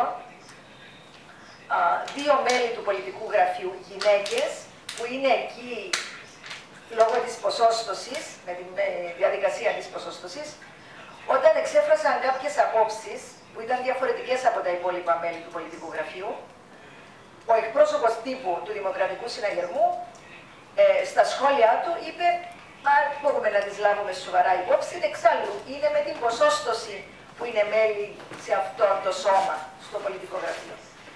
Αυτό το παράδειγμα δείχνει τραντακτά ότι εάν δοκιμάσουμε να αποπειραθούμε και εμείς και όλοι και μέσα από νομοθετικές ρυθμίσεις να εφαρμόσουμε τη διαδικασία της ποσόστοσης, εμείς θεωρούμε ότι θα δημιουργήσουμε μέλη σωμάτων δεύτερης κατηγορίας, όπου ενδεχομένως και σίγουρα δεν θα λαμβάνονται υπόψη τόσο σοβαρά, γιατί θα είναι εκεί απλά γιατί είναι γυναίκες και όχι γιατί έχουν κατακτήσει αυτή τη θέση με αυτή τη μέθοδο. Ίσως ενδεχομένως σε άλλες χώρες, δεν ξέρω, Ινδία, αν άλλες χώρες όπου πραγματικά η γυναίκα βρίσκεται σε τέτοια δινή θέση, να μπορούσε να βοηθήσει. Θεωρώ ότι στα δεδομένα της Κύπρου σήμερα, με τη μόρφωση της γυναίκας, όπως έχει πει και η κυρία Μαλάου, που στην πλειοψηφία των αποφύτων τριτοβάθμιας εκπαίδευσης είναι πλέον γυναίκες, είναι τη στήριξη που χρειάζεται η γυναίκα για να μπορέσει να πάρει αυτή τη θέση. Εμείς δεν θέλουμε να δείξουμε, να έχουμε μια καλή βιτρίνα, όπως έχω πει και στην ομιλία μου, όπου γυναίκες συμμετέχουν στα σώματα, ενώ στην ουσία είναι εκεί χαριστικά. Δεν έχουν κατακτήσει. Και να σας πω ότι πριν ένα μήνα ήμουν στη Ζάμπια, στην Σύνοδο της Διακοινοβουλευτικής Ένωσης και γινόταν και εκεί μια παρόμοια συζήτηση, όπου η τοποθέτηση ήταν ότι οι γυναίκες που υποστηρίζουν την ποσόστοση είναι εκείνες που δεν είναι φιλόδοξες, δεν είναι διεκδικητικές και με αυτόν τον τρόπο παραδέχονται ότι δεν υπάρχει άλλη διαδικασία να πάρουν τη θέση που τους αξίζει. Γι' αυτό εμείς θα ξανασυζητήσουμε το θέμα, δεν ξέρω αν θα καταλήξουμε να αλλάξουμε τη θέση μας. Νομίζω ότι την έχουμε στέρεα συζητήσει αρκετές φορές, αλλά δεν θα αφιστούμε κόπου και χρόνου να το ξανασυζητήσουμε για να μην, και να δώσουμε έτσι πιο τεκμηριωμένα τους λόγους που μας οδήγησαν να είμαστε ενάντια στην ποσόστοση. Τώρα, στο θέμα της Τεχνικής Επιτροπής. Είναι γεγονός ότι τα μέλη της Τεχνικής Επιτροπής, καλά-καλά ούτε και εμείς που είμαστε μια από τις η πιο μεγάλη γυναικεία οργάνωση και η πιο παλιά, δεν έχουμε οποιαδήποτε ενημέρωση, ούτε και ρωτηθήκαμε, έτσι που να... Ούτε και διορίστηκε καμιά που να εκπροσωπεί τέλος πάντων οργανώσεις. Είναι κάποιες ακτιβίστριες, τις συγχαίρουμε για τη δουλειά τους, αλλά η δουλειά τους δεν έχει φανεί προς τα έξω και σίγουρα θα μπορούσε πράγματι να αξιοποιηθεί από εσάς αυτή η δυνατότητα να οργανωθεί κάτι με τη συμμετοχή και της Τεχνικής Επιτροπής αλλά και των γυναικείων οργανώσεων. Όμως έτσι στο προκείμενο από το θέμα της σημερινής μας συζήτησης πιστεύω και θα μας πει ο κύριος Κετσής αν υπάρχει δυνατότητα από μέρους κάποιων προγραμμάτων του Ευρωκοινοβουλίου να διεξαχθεί μια έρευνα για την κατάσταση και τη θέση της γυναίκας στις δύο κοινότητες.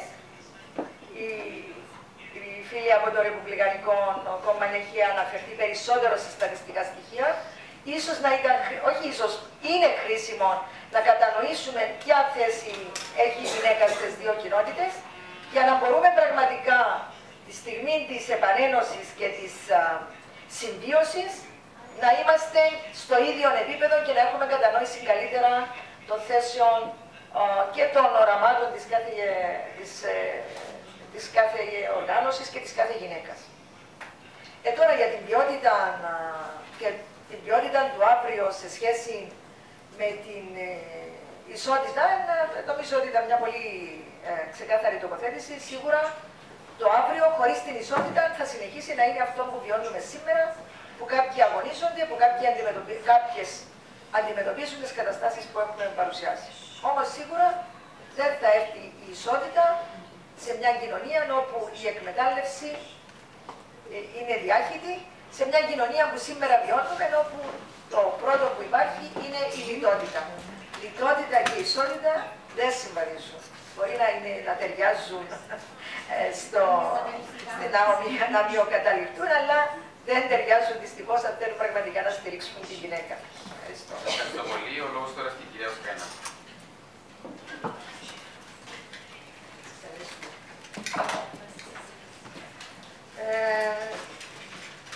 Sorular için teşekkür ederim.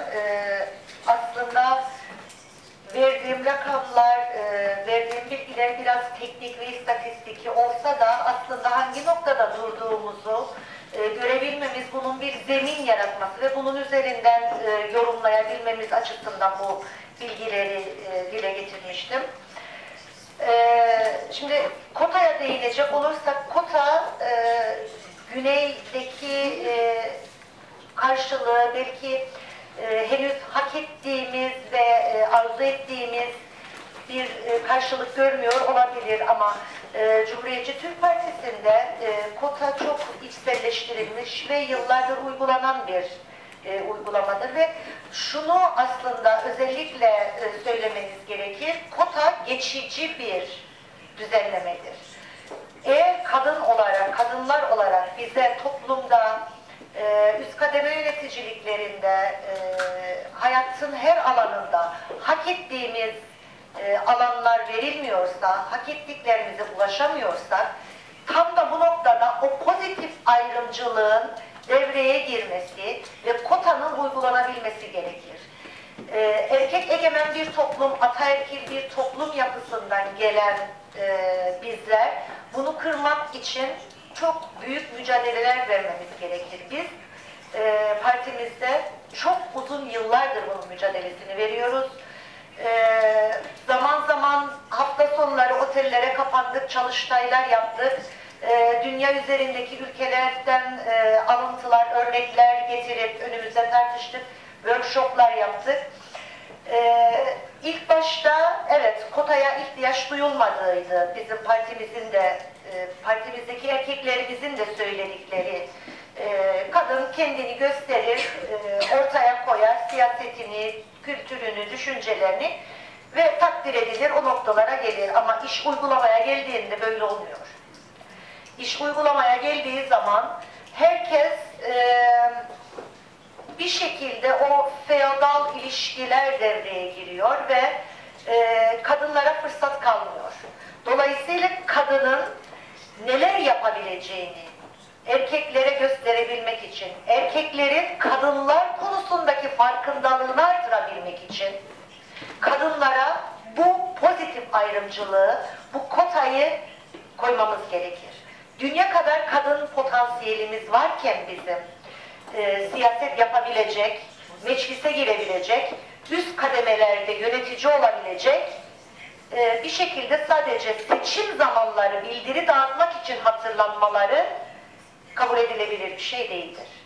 Bizler kadınız ama hayatın her alanında varız. Bu toplumun yarısını oluşturuyoruz. O zaman bütün kademelerde yarısını isteme hakkımız vardır. Kotayla bir yerlere girmiş olmamız, evet biz bu noktaya geldik, kotayı kullandık, girdik, artık rahatımıza bakabiliriz, bir şeyler üretmemize gerek yok gibi bir düşünceye kapılırsak eğer, işte kota bu noktada hem bize zarar verir, hem gelecek nesillere zarar verir, eşitlik savaşımıza zarar verir. Dolayısıyla kota kendimizi gösterebilmemiz için geçici bir önlemdir. Kota ile girmiş olsanız bile bu asla ve asla aşağılayıcı bir durum değildir. Siz kendi bilgilerinizi, kendi kültürünüzü, kendi savunabilir, yani geçici rolünü henüz bizde de tamamlayamadı. Biz sol bir parti ve ilerici bir parti olarak hiçbir partide yokken bizde %30 kadın kotası vardı. Partimiz kısa bir süre önce hükümette olduğu dönemde bunu konuşmamda da belirttiğim gibi bütün topluma yayabilmek adına siyasi partiler yasasına bu %30'u yerleştirdi. Bütün siyasi partiler artık %30 kadın kotası kullanmak zorundadır. Milletvekilliği seçimleri de dahil olmak üzere. Yani eğer biz bu kotayı yıllardır isterken aldıktan sonra mücadelemize devam etmeseydik, partimiz bunu takdir edip meclise götürüp siyasi partiler yasasına koymayacaktır. Şunu da söyleyeyim, biz sol ve ileri bir partiyiz ve toplumun önünü açacağız ya, siyasi partilere %30'u verdiğimize göre biz Cumhuriyetçi Türk Partisi olarak %30'un üzerine çıkmak zorundayız. Geçtiğimiz hafta partimizin Sayın Genel Sekreterine %50 kota istemiyle bir yazı verdim. Önümüzdeki hafta parti meclisimiz toplanıyor. Kısmet bakalım parti meclisi tartışacak. %30'un kesinlikle üzerinde olmak üzere talebimiz %50. Ama olur mu olmaz mı olsun, bunu telaffuz ettirmek, tartıştırmak, onların arasında konuşturmak bile bir başarı ve bir devrimdir diye düşünüyoruz. Hatta geçtiğimiz haftalarda eş başkanlığı tartıştırdık. Parti meclisini haftalarca toplantıya çağırdık. Partimizde her yönetim kadrosunda ve kademesinde eş başkanlığı tartıştırdık. Burada önemli olan bu farkındalığı sağlayabilmektir. Yani bu kadınlar nereden bahsediyor? Bu eş başkanlık nereden çıktı? Bu da mı gerekliydi diye düşünmüş olmaları hiç önemli değil. Gidip oturdular ve araştırdılar. Bu konuda kafa yordular. Telaffuz etmeye başladılar. Yani bu bir farkındalıktır. Dolayısıyla kotadan korkmamak lazım. Kotaya kendi doğal olan süreci içerisinde o %50'yi biz yakalayıncaya kadar kotaya dört elle sarılmamız gerekir. Çünkü geçici bir önlem ama gerekli bir önlem. Bunun dışında müzakere sürecindeki teknik ekibin neler yaptığını evet bilmiyoruz. Bize bilgiler aktarılmıyor. Ama bu noktada size çok katılıyorum. En azından biz toplumsal cinsiyet eşitliği için mücadele veriyorsak, bu konuda bir şeyler yapıyorsak, projeler üretiyorsak, kafa yoruyorsak, bunların neticesinde bizim aslında güzel Kıbrıs'ımızda, Birleşik Kıbrıs'ımızda görmek istediğimiz toplumsal cinsiyet eşitliğini onlara aktarmamız gerekir. Dolayısıyla bu bilgilerin evet o teknik komiteye belki bir toplantıyla, belki bir yazılı olarak mutlaka verilmesi, bilinmesi gerekir. Çünkü neler konuşulduğunu, ne yapıldığını, farkındalık noktasında nerede olduklarını bilmiyoruz. Aslında toplumsal cinsiyet eşitliği dairesi olarak bir daire kurduk biz İçişleri ve Çalışma Bakanlığı'na bağlı olarak. Ama maalesef hükümetteki ömrümüz yeterli gelmedi daireyi işleme koyabilmemiz için. Daire kuruldu, yasası hazırlandı, işleyecek olan süreçler, hangi çalışma gruplarından sonra nelerin yapılacağına kadar her türlü detayı ki yine yıllarca çalıştığımız, emek verdiğimiz bir projeydi bu Toplumsal Cinsiyet Eşitliği Dairesi. Hayata geçiremeden hükümetten gittik.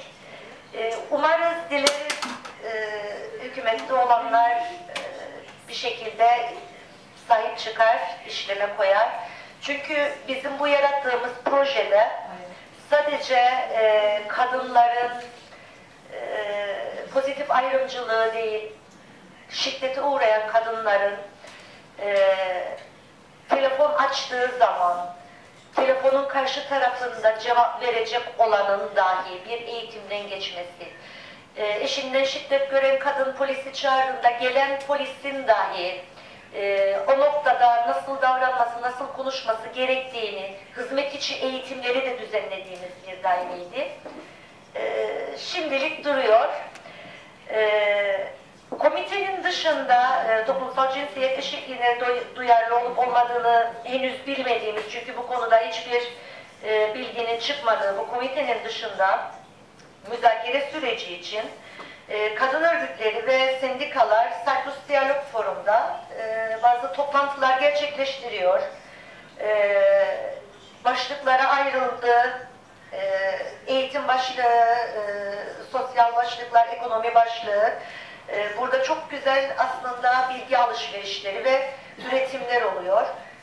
Belki oradaki raporları, sonuçları da alıp bir şekilde bu komiteye ulaştırmak gerekir ki siz uğraşıyorsunuz ama toplumda hangi noktadadır bunu da bilmeniz gerekir diye.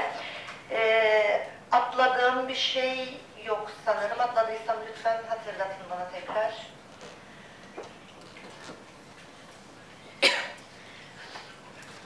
Thank you very much. Now we go to a second round of questions. The lady in yellow there.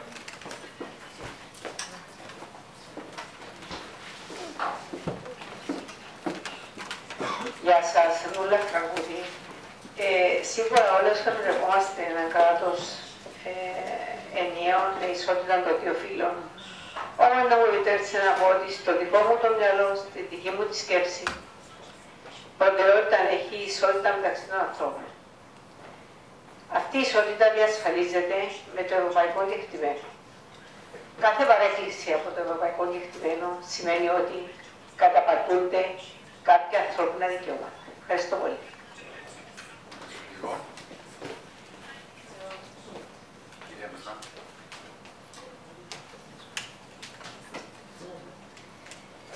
Αν και με έχετε καλύψει λίγο με το θέμα των ποσοστώσεων, γιατί θα ήθελα να αναφερθώ, όλες και όλοι εδώ γνωρίζουμε ότι τίποτα δεν έχει χαριστεί στη γυναίκα και η γυναίκα ό,τι έχει κερδίσει, το έχει κερδίσει μέσα από αγώνες, γιατί πρόθυμησε να διεκδικήσει. καλό θα ήταν να δούμε την ποσόστοση ως ένα προσωρινό μέτρο, μια θετική δράση, μέχρι ότου φτάσουν στα ρυθμικά αποτελέσματα. Γιατί αν και έχουν θεσπιστεί οι νόμοι δυστυχώς από μόνοι τους δεν έχουν βοηθήσει, αν και έχουν γίνει σημαντικά βήματα. Συμφωνώ μαζί σας ότι εκπαίδευση και θα πρέπει από τις μικρές ηλικίες να ξεκινήσουμε με τα αναλυτικά προγράμματα στα οποία θα βοηθήσουν να αλλάξει η κουλτούρα, τα στερεότυπα, τα πατριαρχικά πρότυπα, γιατί καλά κρατούν μέχρι σήμερα. Και αυτό που θα έλεγα είναι ότι έχουμε τις επικείμενες βουλευτικές εκλογές. Δυστυχώς και πάλι το ποσοστό των υποψηφίων γυναικών είναι μόλις στο περίπου 23%, δηλαδή γύρω στις 90 γυναίκες, και είναι ένα πολύ χαμηλό ποσοστό. Και μέσα από αυτό ο Εθνικός Μηχανισμός για τα Δικαιώματα της Γυναίκας θα εκδώσει σύντομα ένα βιβλιάριο στο οποίο οι γυναίκες υποψήφιες, όσες επιθυμούν, θα υπάρχουν τα βιογραφικά τους, τα οποία για να δώσουμε προς τα έξω να δείξουν ότι υπάρχουν και άξιες γυναίκες και όχι μόνο άξιοι άντρες. Όμως αυτό που είπε η κυρία Κουκουμά, τυπικά ισότιμα στις εκλογές, πρέπει εμείς οι γυναίκες, επειδή αριθμούμε πέραν του 50% του πληθυσμού, θα πρέπει εμείς οι γυναίκες να ψηφίζουμε γυναίκες. Είναι άξιον απορίας, γιατί αριθμητικά είμαστε περισσότερες και δεν εκλέγονται ένας έτσι μεγάλος αριθμός γυναικών. Ευχαριστώ. Υπάρχει κάποια άλλη ερώτηση?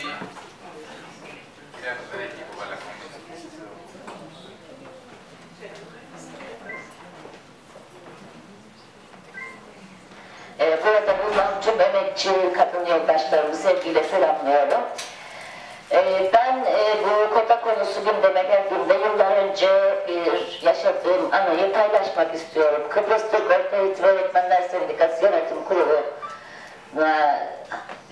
kurultayını hazırlanıyordu. İşte adaylar tespit ediliyor. Kimler aday olacak? Bir tek kadın olarak ben aday oldum. Listeye de girdim, liste hazırlıyorduk. Ama gruplar arası dengeyi sağlamak için bir başka kadın arkadaşın da o listeye girmesi gerekiyordu. Erkek arkadaşlar evime ziyarete geldiler.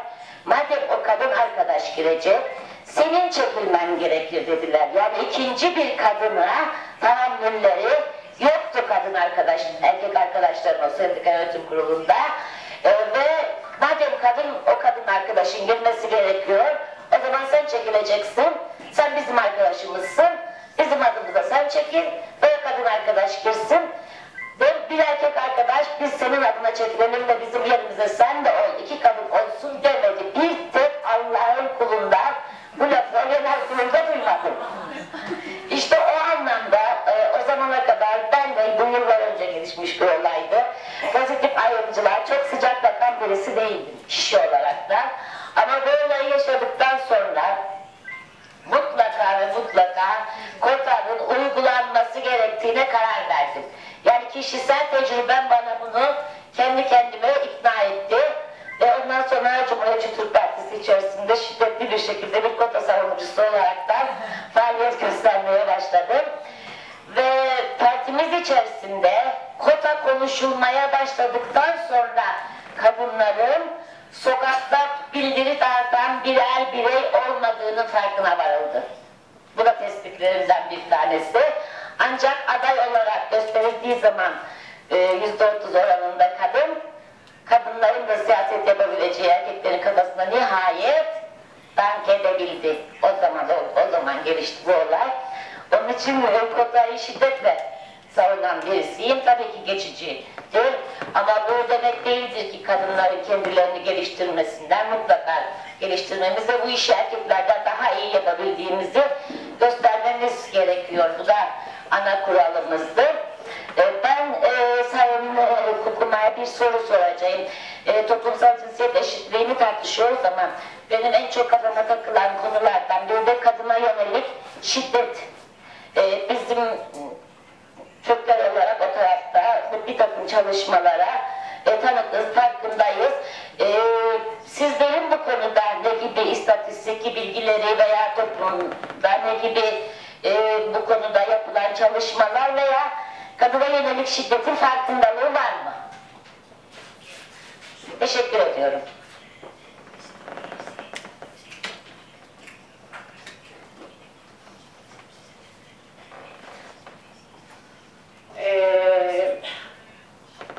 Λέτε για τα κόμματα. Συνοδεύονται στο κόμμα σας με κάποια άλλα μέτρα. Δηλαδή απλώς μπήκε το 30%, αλλά το πώς θα γίνει αυτό το 30%, δηλαδή αν θα δοθεί χώρος σε όλα τα επίπεδα για περισσότερη επιμόρφωση, πρόσβαση στους διάφορους μηχανισμούς του κόμματος ή στις διάφορες οργανώσεις του κόμματος, ή κάποια μέτρα, πούμε, για τις νεαρές μητέρες, όταν έχει ένα συνέδριο, πού πάνε τα παιδιά, για να είναι παρούσες όχι μόνο 30% αλλά όλα τα μέλη γυναίκες του κόμματος. Δηλαδή, το ερώτημα μου καταλαβαίνετε που πάει. Αν υπάρχουν επιπρόσθετα μέτρα που να βοηθούν. Γιατί απλώς αν βάζουμε ένα κότα σημαίνει ότι και πάλι γίνεται μια διάκριση ανάμεσα στις ίδιες τις γυναίκες, ότι όσες ξέρω εγώ έχουν την μητέρα, την πεθερά ή κάποιον να προσέχει τα παιδιά ή δεν έχουν παιδιά σε μικρή ηλικία, μπορούν, οι υπόλοιπες δεν μπορούν. Ή όσες έχουν οικονομικά προβλήματα δεν μπορούν. Τι γίνεται με σε αυτήν την πτυχή? Ή όσες έχουν φεμινιστεί σύζυγο, πέρα. Μπορεί να προσέχουν και σύζυγοι τα... Ναι, στην δική μου περίπτωση δεν είχα ποτέ κανένα πρόβλημα και τον ευχαριστώ δημόσια. Όμως, ναι, υπάρχουν όμως οι νοοτροπίες, οι οποίες δεν είναι εύκολες. Συμφωνούμε, δεν είναι μόνο οι Τουρκοκύπρες που έχουν να αντιμετωπίσουν, πιστεύω και οι Ελληνοκύπρες και είναι ευρύτερα. Η δεύτερη μου ερώτηση απευθύνεται στις δύο οργανώσεις, στις δύο πρόεδρους. Η όλη δουλειά που κάνετε σε αυτόν τον κύκλο περνά πιο βαθιά, βγαίνετε πιο έξω, πάει πιο πλατιά στις οργανώσεις σας, στα μέλη σας και πιο πλατιά στην κοινωνία, ακριβώς για να γίνουν μέρος, κοινωνή και δραστήρια μέλη της όλης δουλειάς που πρέπει να γίνει, γιατί συμφωνώ απόλυτα ότι ο ρόλος των γυναικών, των Κυπρίων γυναικών, Ελληνοκυπρίων, Τουρκοκυπρίων, στο όλο εγχείρημα, το οποίο είναι πολύ δύσκολο να φτάσουμε στην επίλυση του Κυπριακού, να είναι καλή λύση και να ζήσει αυτή η λύση, ώστε κανενός τα παιδιά να μην ξαναυποφέρουν σε αυτόν τον τόπο, όλες μας πρέπει να συμμετέχουμε. Πώς φτάνουμε στο κάθε χωριό με αυτό το μήνυμα? Γίνονται κοινές προσπάθειες, η κάθε μια ξεχωριστά. Θα ήταν ενδιαφέρον να το μάθουμε. Και ένα σχόλιο σε ό,τι αφορά τη Σουηδία μόνο, ότι μπορεί η Σουηδία πριν 20 και 10 χρόνια ακόμα να αποτελούσε μοντέλο. Δυστυχώς, προσέξτε λίγο τι συμβαίνει σήμερα στη Σουηδία, όπου έχουν αυξηθεί πολύ η βία ενάντια στις γυναίκες, ο αλκοολισμός χτυπά πάρα πολύ και δυστυχώς η βία είναι κρυμμένη στην σουηδική οικογένεια. Γι' αυτό και θα δείτε κάποιες πτυχές οι οποίες είναι μια πιστοδρόμηση. Γι' αυτό υποδεικνύει ότι αγωνίζεσαι για να τα κερδίσεις, κανένας δεν σου τα διαστεί στο πιάτο, αλλά διπλά πρέπει να αγωνιστείς για να τα διατηρήσεις. Γι' αυτό και στην επανενωμένη Κύπρο μας πρέπει αυτά τα πράγματα όχι μόνο να κερδιθούν, αλλά και να διασφαλιστούν δεδομένου ο ρόλος μας. Ευχαριστώ. Στο τέλος, θα έρθουμε στο συμπροσωπικό να κλείσουμε. Καλέ Μαρθέου. Απλά να θέσω μια άλλη πτυχή. Νομίζω ότι είναι στήριξη της γυναίκας που χρειαζόμαστε, στήριξη της οικογένειας. Και τι εννοώ? Εγώ, για παράδειγμα, ενώ έχω τις σπουδές, δεν είμαι διαθετημένη να θυσιάσω το μεγάλωμα του παιδιού μου για να δραστηριοποιηθώ πέρα από τις ώρες που δραστηριοποιούμε, ή για να δουλεύω στις ώρες εργάζεται ο άντρας μου που ίσως θυσίασε μόνο το μεγάλωμα του παιδιού του. Και τούτο ξεκινά και από την εκπαίδευση και από την νοοτροπία που έχουμε. Παρόλο που μπορεί κάποιος να διακριθεί σε έναν κοινωνικό επίπεδο, πρέπει να αποφασίσει μέσα στην οικογένεια ποιος θα μείνει πίσω για να μπορέσει να δώσει στους επόμενους και που χρειάζονται. Τώρα άτομα μπορεί να είναι άντρας, μπορεί να είναι γυναίκα, μπορεί να είναι κυθκιό. Νομίζω ότι δεν μπορεί να είναι κυθκιό από τη στιγμή που δεν έχει τις δομές η κοινωνία. Έχω καμιά διάθεση να έχω πάρκινγκ του κοπελουθκιού μου, δηλαδή να το αφήνω κάπου απλά σε επιτήρηση. Αν δεν ξέρω ότι, αν και εγώ έχω βοήθεια από γονείς, αλλά ο στόχος είναι να το μεγαλώσουμε. Να μην έχουμε αδέρφια, να έχουμε παιδιά. Άρα, μάλλον, εν κοινωνία που να στηρίζει την οικογένεια που θέλουμε, άρα αφού δεν την έχουμε, πρέπει κάποιος να μείνει πίσω και λόγω της νοοτροπίας της κοινωνίας μένει γυναίκα και ίσως λόγω και ευαισθησίας της γυναίκας περισσότερο να μένει γυναίκα, για να μπορέσει να μεγαλώσει τα παιδιά της, να τους δώσει εκείνο που θέλει να τους δώσει και να ανελιχθεί όσο είναι δυνατόν μέσα σε αυτήν τα πλαίσια. Άρα, τι είναι η ερώτηση μου είναι τι είναι οι προτάσεις μας πάνω σε αυτό το επίπεδο. Γιατί και των νέων ανθρώπων απλά και μετέπειτα, γιατί έχουμε και την τρίτη ηλικία, που πάνε είναι κάποια κόρη ή κάποια νύφη που βλέπει τους γέροντες όταν να χρειαστούν. Ευχαριστώ. Ευχαριστώ πολύ, πολύ εύστοχα τα ερωτήματα. Υπάρχουν άλλοι να πάμε στη σωστά για να κλείσουμε. Η κυρία και η κυρία. Εγώ θέλω να εκφράσω μια σύντομη σκέψη. Αφενός, η άποψη που εξέφρασε η κυρία Κουκούμα ότι δεν θα χρειάζεται, αντί ποσόστοσης, είναι καλά να ανελιχθούν οι γυναίκες ώστε να μπορούν να διεκδικήσουν. Αφετέρου όμως, η εξουσία παραδοσιακά είναι αντρική υπόθεση. Και νομίζω ότι τούτο είναι που κρατά αφενός πίσω τις γυναίκες και αφετέρου κρατά και τους άντρες πίσω. Ίσως η ποσόστοση να βοηθούσε και τους άντρες να γίνουν πιο φεμινιστές, όπως είπε ο Καναδός Πρωθυπουργός. Και το άλλο είναι μια παρατήρηση σχετικά με την δήλωση της κυρίας Τσελένα, ότι ίσως θα πρέπει σε κάποια σώματα να ακούεται και ο γυναικείος λόγος, ο οποίος έχει αρκετή διαφορά από τον ανδρικό λόγο.